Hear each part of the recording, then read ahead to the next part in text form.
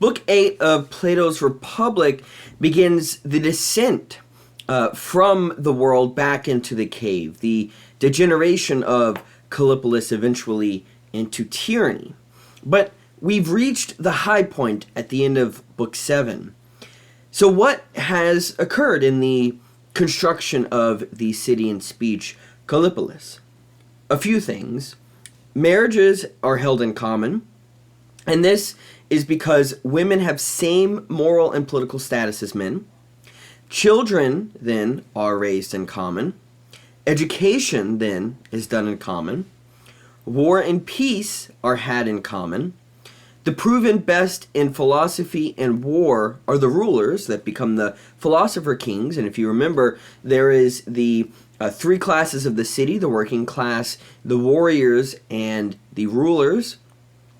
Because of this, Callipolis is considered an aristocracy, not necessarily ruled by the elite, but ruled by the best, those who have merit, those who, through education, have proven themselves to be worthy of being rulers. So it doesn't have the modern sense of aristocracy and some kind of, you're born into the family, so then you go and rule just because of your birthright. It's a very different sense of aristocracy that Plato's working with here, and that the ancient Greek world understood.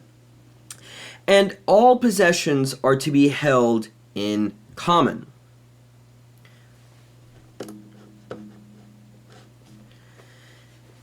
After Socrates explains the idea of the good, the allegory of the cave, the divided line, the theory of the forms, why a philosopher is best suited to rule, being that the good, which justifies, which makes it possible for the philosopher, is truth. The philosopher seeks truth. The ideal city aims towards truth. It's its purpose.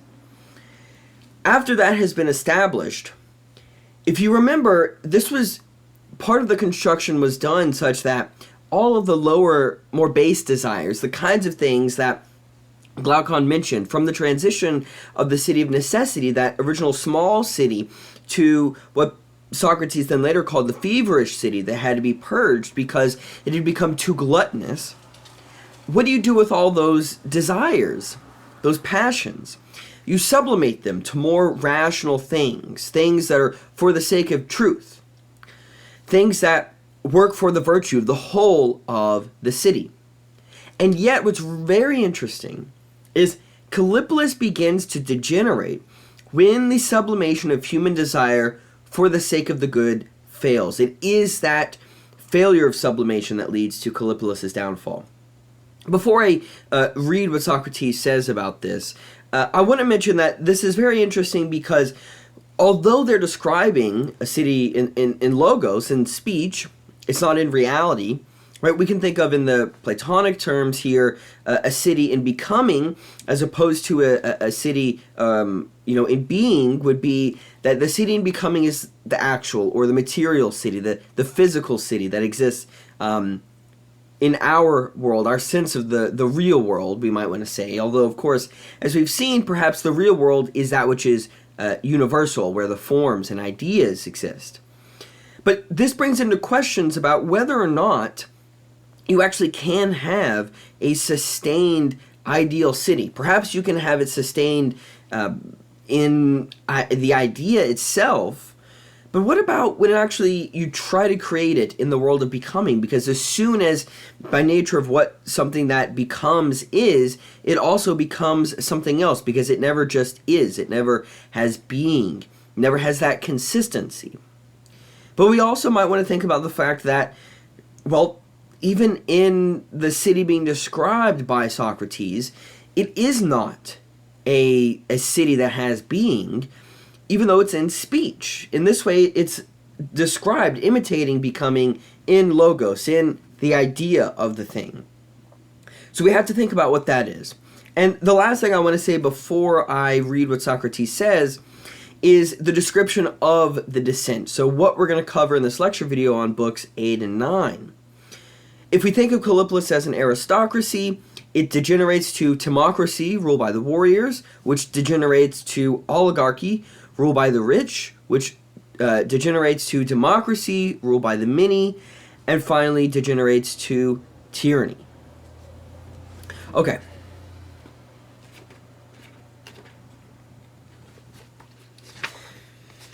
So just, 2.5, 3 pages in to book 8, Callipolis begins to degenerate. And, when Glaucon asks how this occurs, Socrates says something like this: "A city so composed is hard to be moved. But since for everything that has come into being there is decay, not even a composition such as this will remain for all time. It will be dissolved, and this will be its dissolution.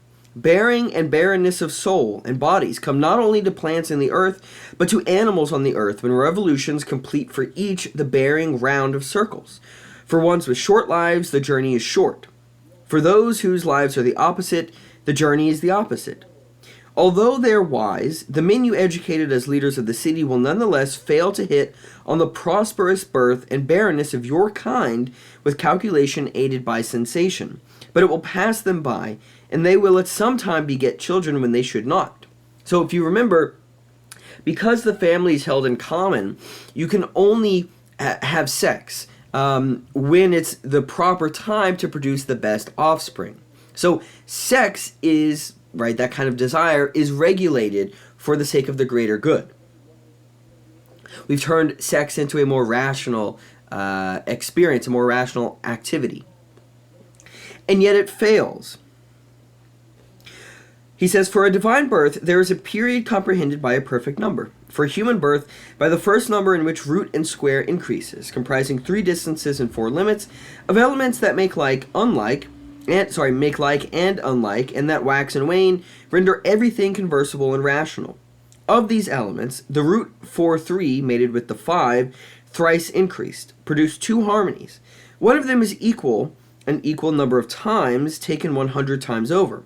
The other is of equal length in one way, but is an oblong. On one side of 100 rational diameters of the 5, lacking 1 for each, or if of irrational diameters, lacking 2 for each.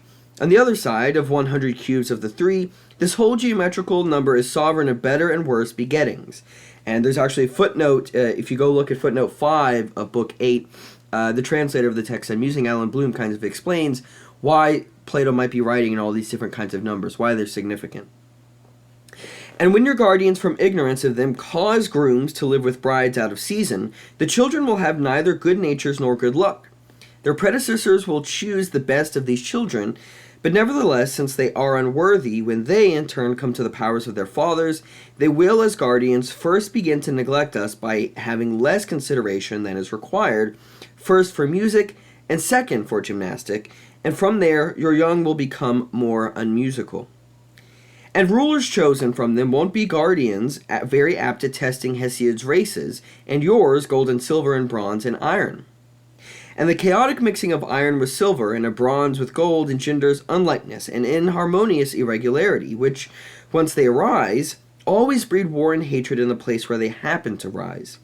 Factions must always be said to be of this ancestry whenever it happens to rise. And we'll say that what the muses answer is right, Glaucon says. Necessarily, for they are muses. What do the muses say next, Glaucon says, or asks. Once faction had arisen, each of these 2 races, the iron and bronze, pulled the regime toward money-making and the possession of land, houses, gold, and silver. While the other 2, the gold and the silver, not being poor but rich by nature, led the souls toward virtue and the ancient establishment. Struggling and straining against one another, they came to an agreement on a middle way. They distributed land and houses to be held privately, while those who previously were guarded by them as free friends and supporters, they then enslaved and held as serfs and domestics. And they occupied themselves with war and with guarding against these men. In my opinion, Glaucon said, this is the source of this transformation. Now, what happens here is you have Callipolis where the natures don't quite lead to, they start leading to the wrong people, ruling, the wrong people being charged with guarding the city, the wrong people being charged with producing the sustenance for the city. And as this faction arises, out of it, a kind of middle way appears. And if we think about the tripart division of the soul, or the three classes, the middle way is the guardian class, or the spirited part of the soul.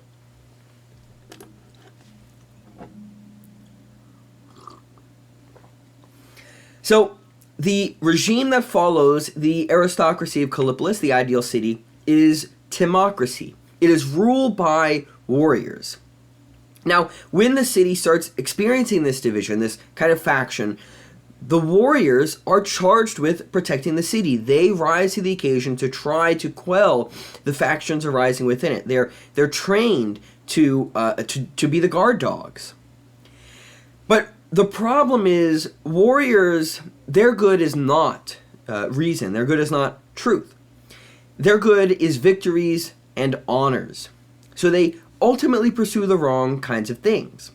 And as Socrates says, but in being afraid to bring the wise to the ruling offices, because the men of that kind it possesses are no longer simple and earnest, but mixed, and in leaning towards spirited and simpler men naturally more directed to war than to peace, in holding the wiles and stratagems of war and honor, and in spending all its time making war. Won't most such aspects be peculiar to this regime? The kind of regime in mind that Socrates is speaking of, we can think about as Sparta, what we saw in ancient Sparta, ruled by warriors, the city existing for the sake of honor, in the sense of status, and glory in that sense, for the sake of the city. So the city of Timocracy is not, what Socrates is saying is, it's not terrible. It's certainly not the worst. It's the second best kind of city. It's second best because the warriors do govern for the sake of the city. The problem is they don't do it in the best possible way, because they're led astray by other kinds of things that lead them to constantly engage in war. That kind of war is going to lead to such inconsistency and draining of the wealth of the city that ultimately it's going to lead to its own downfall and rise of the third best city.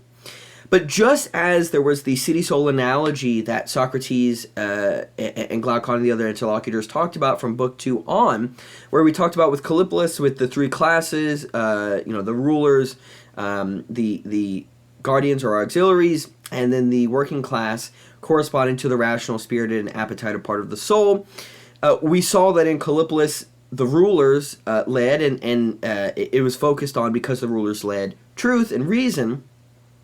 And then in the just soul, if Callipolis is just, and we have that analogy of the two, then it was the rational part of the soul that led and directed, such that each could do, the spirited and appetitive part could focus on what they're best at, but always for the sake of reason and truth. Well, since this has been lost, the timocratic individual is led by the spirited part of the soul, and they think the good, their purpose, what they should always aim at in their actions, is victors and honors. And so they begin to not focus on the pursuit of reason.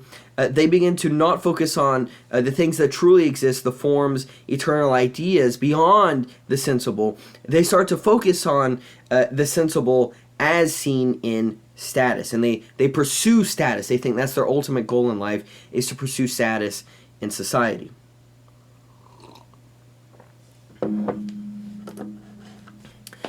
Timocracy leads to oligarchy. And by oligarchy, it's not ruled by the few, although it's often the case that it is ruled by the few, which is the literal etymology, but instead they mean by it rule by the wealthy. When the timocratic government is focused so much on war, they use so much wealth. And as the good of the city, as factions then still inevitably rise, it is those that are left with wealth which rise up to take hold of the city, to preserve the wealth. The good of oligarchy, right, what their purpose is wealth.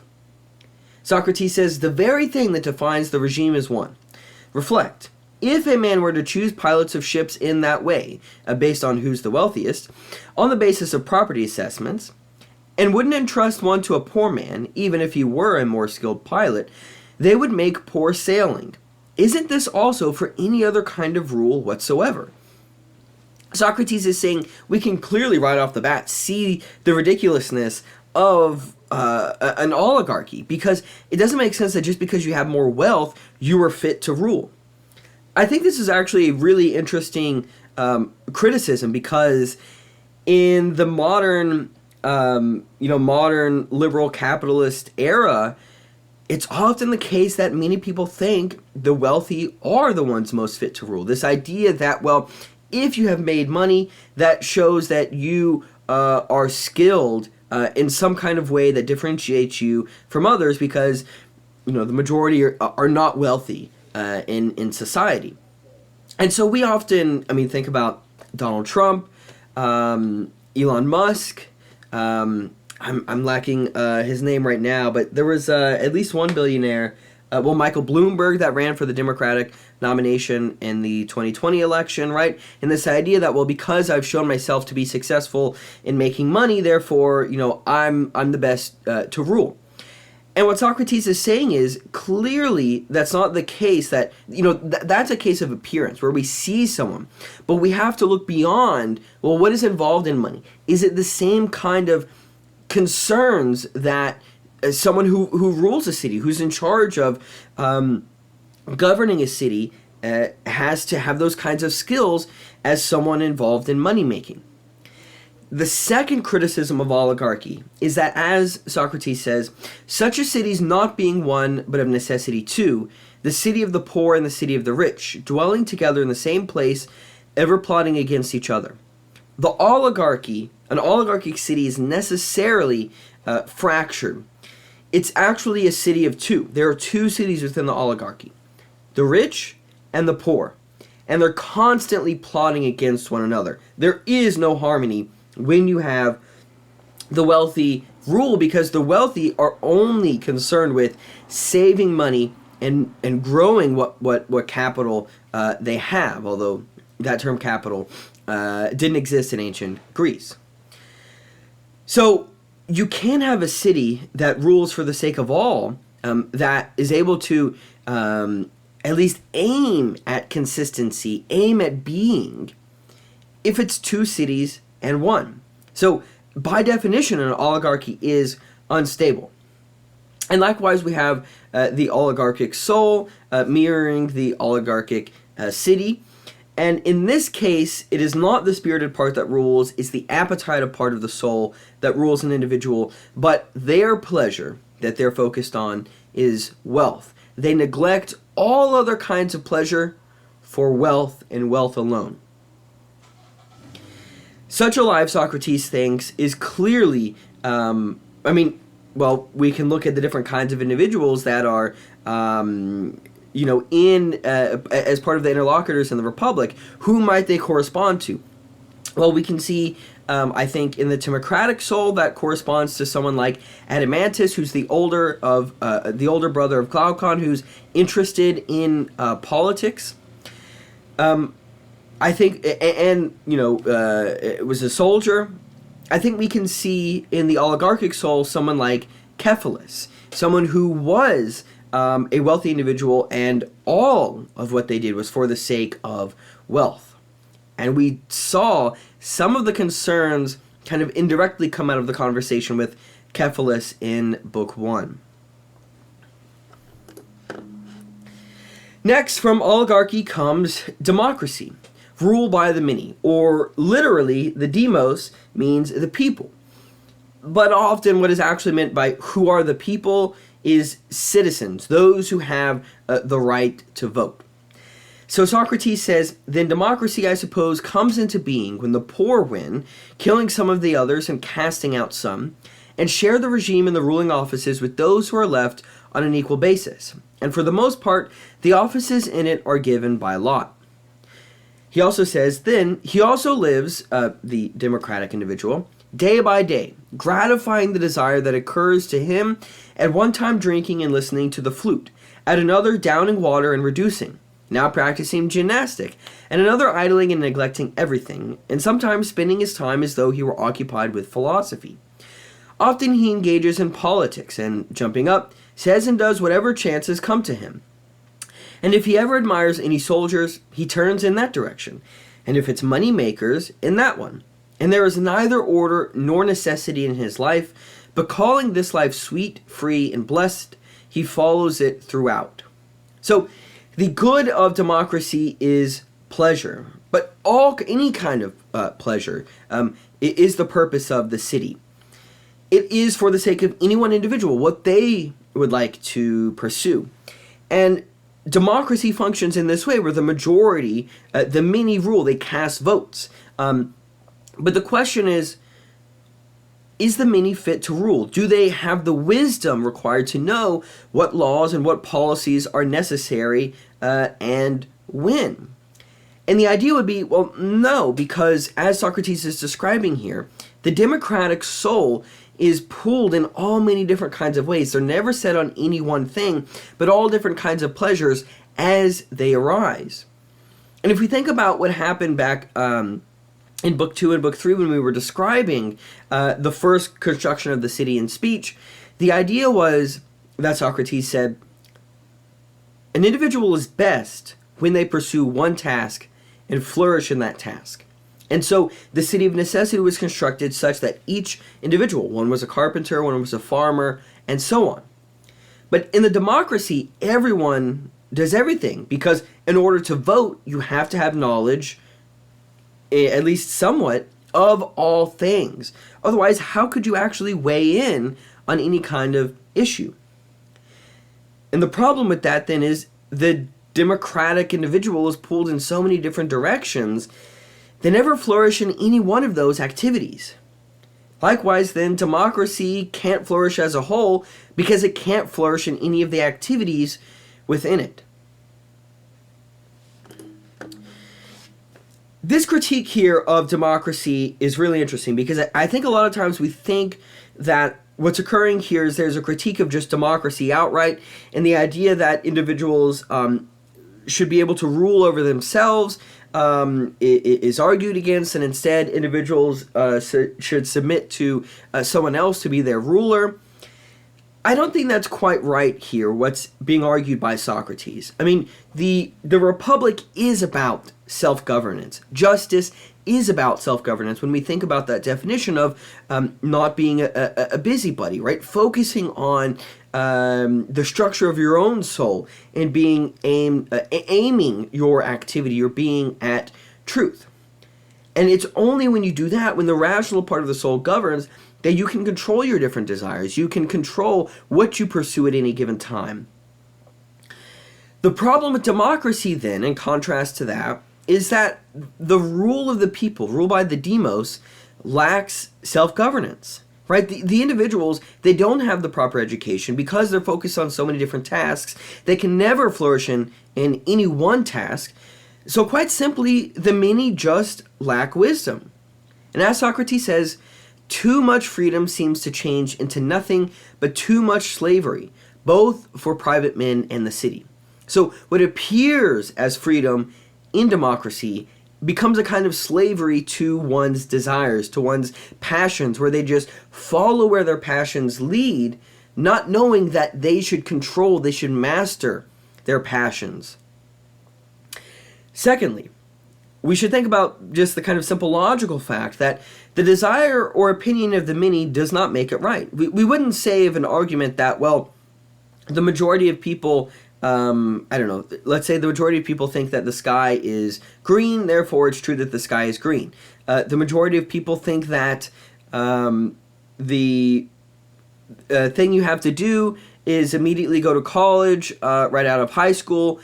Just because the majority of people think that doesn't mean it's necessarily the correct thing to do, even though I would advocate going to college, at least just for the fact of making yourself a more well-rounded individual. The point of the matter, though, is just because people rule doesn't mean they rule in the correct way, right? And this issue of rights that really spurs on liberalism from John Locke and through Rousseau, Montesquieu, Kant, and so on, that conception of rights, of limiting the government and why democracy is necessary, that conception doesn't really exist in ancient Greece.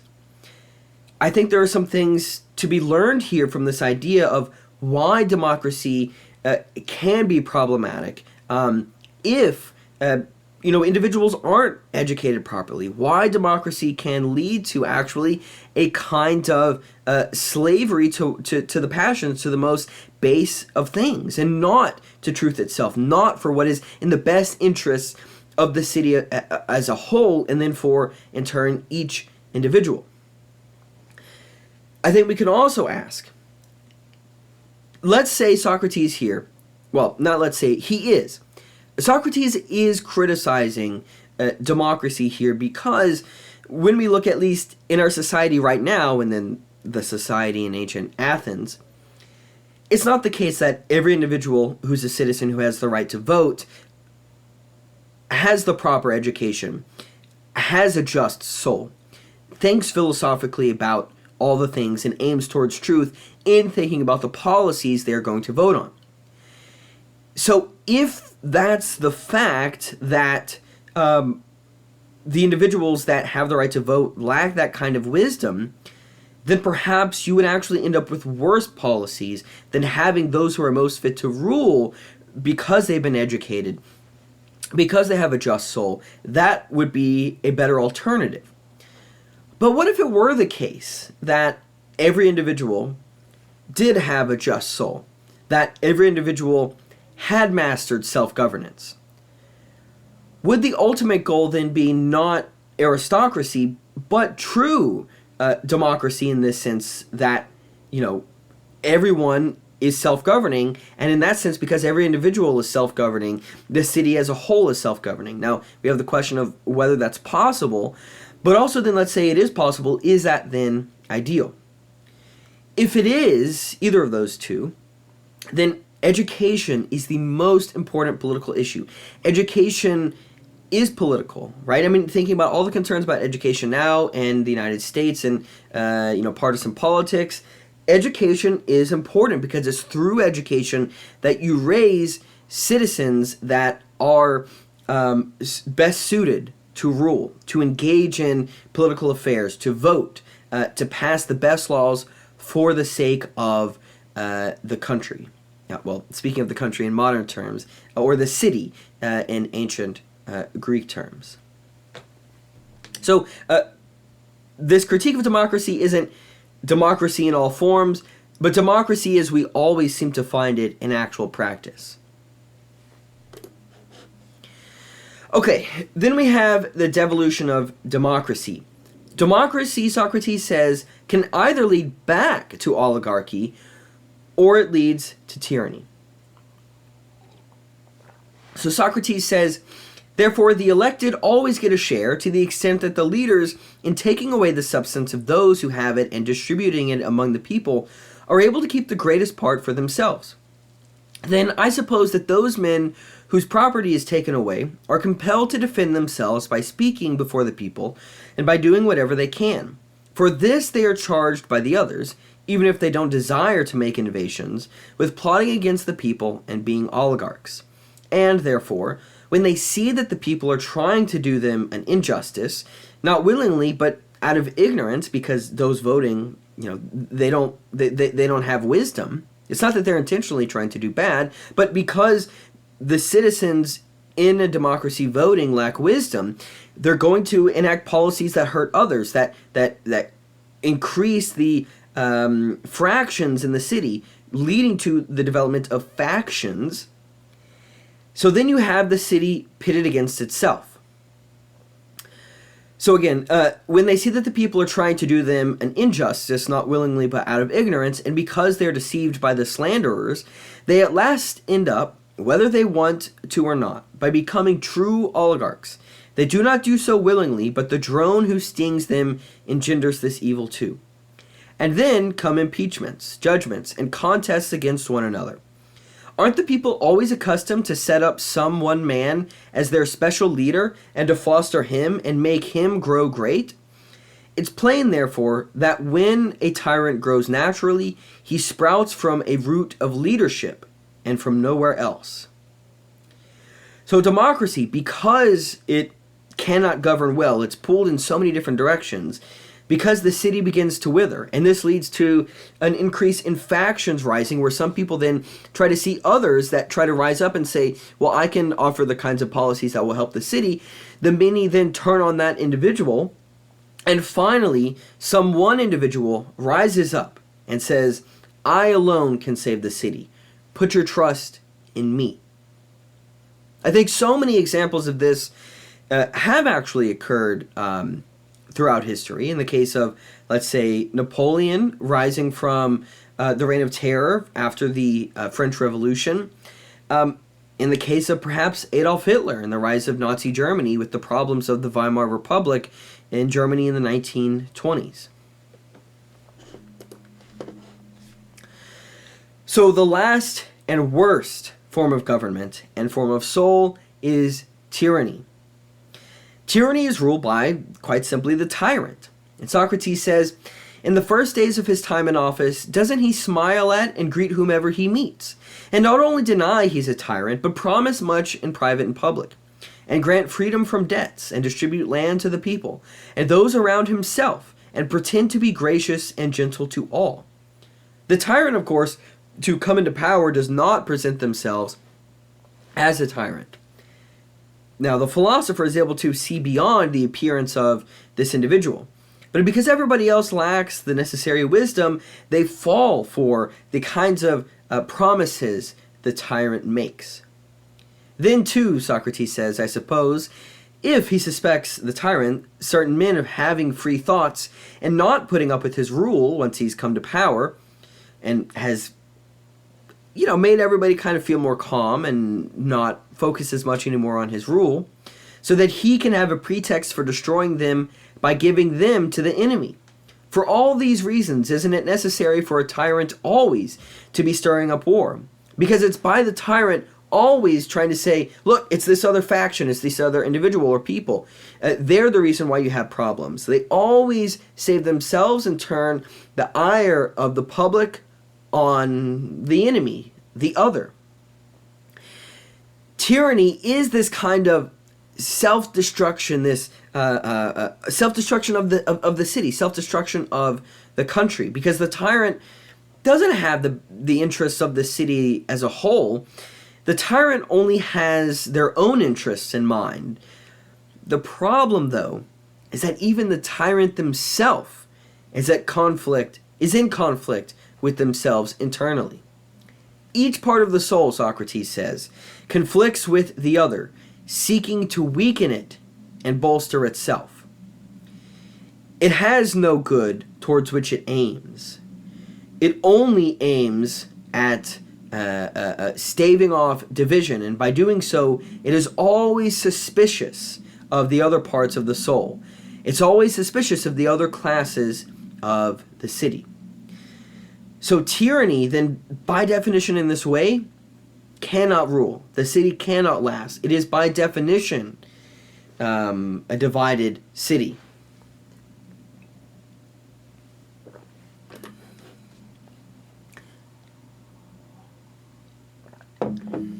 This returns us, this now gets us a little bit into Book 9, where Socrates explains more about the tyrannical soul and talks about the three different kinds of pleasures and how that corresponds to the different types of soul and ultimately the kind of pleasure that the tyrannical soul is interested in.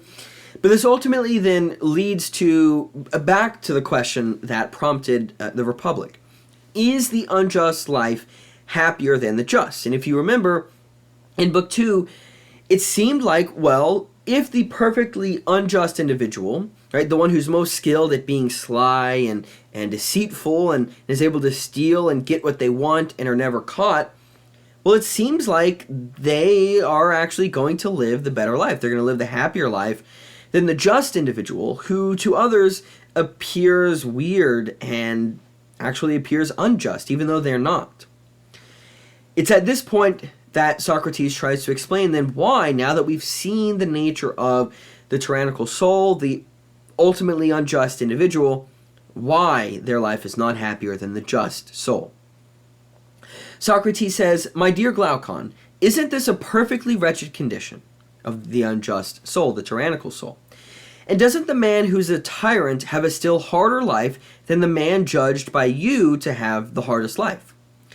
Therefore," which originally was the just individual, "therefore the real tyrant is, even if he doesn't seem so to someone, in truth a real slave to the greatest fawning and slavery, and a flatterer of the most worthless men. And with his desires getting no kind of satisfaction, he shows that he is most in need of the most things, and poor in truth, if one knows how to look at a soul as a whole. Throughout his entire life, his is full of fear, overflowing with convulsions and pains, if indeed he resembles the disposition of the city he rules." So finally we've seen Socrates explain why the unjust life is worse than the just life, why it's preferable to pursue justice. It took 9 books to get to this point. The Republic isn't over. There's one final book, Book 10. But at this point now, Socrates has responded to that original question that arose at the end of Book 1 and was considered more deeply at the beginning of Book 2.